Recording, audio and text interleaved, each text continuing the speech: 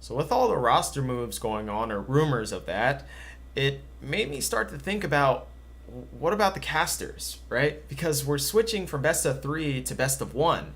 And if you look back, originally, Riot started to bolster their caster roster because they were just going to have more games with the best of three format. But now we're switching back, so that means that they should have to scale back with the jobs of casters.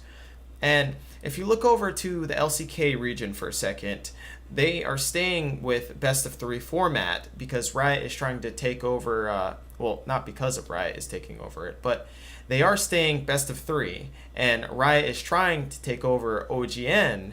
And so maybe casters will have an easier time transferring over to LCK because it's going to be in control by Riot now, at least for 2019 though. But that's quite a long ways away. So, there's still plenty of games to cast in LCK, but it's very far away, and it may be a very long transfer window.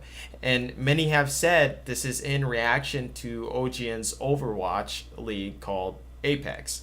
And then also, Overwatch League in North America is starting up soon. So Riot is going to have a gigantic piece of competition.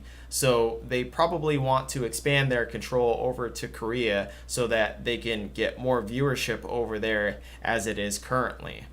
And we could see this caster epidemic kind of alleviated by getting English casting in leagues that don't have English casting, such as the LJL, the Japanese league, or the LCL, the Russian league, or CB Law, the Brazilian league. But ultimately, I think what's going to happen is that academy teams could possibly get their games casted. And what this means is basically that it's just a great opportunity for more exposure for the players, and more specifically, the brands will want this exposure for advertisement purposes so that it'll just get them more money, right? And most importantly, the games can now be quality controlled due to everyone being in the same area, Los Angeles, or, even in EU over in Berlin, right?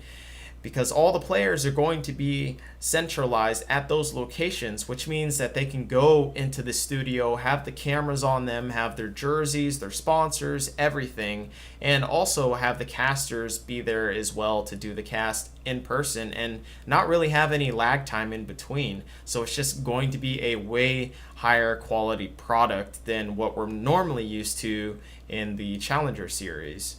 So I just got to thinking, Riot is going to have a problem with casters losing jobs and a possible community backlash because people are going to be worried about losing their favorite casters. So I think this needs to be addressed somewhat soon because it will become a concern once people actually realize that there are going to be less games, which means less opportunities for these casters to cast. So those are my thoughts on that, and I think that they should address at least what they're going to do with the academy teams very soon, and possibly the academy casting, and if these casters are going to have a job.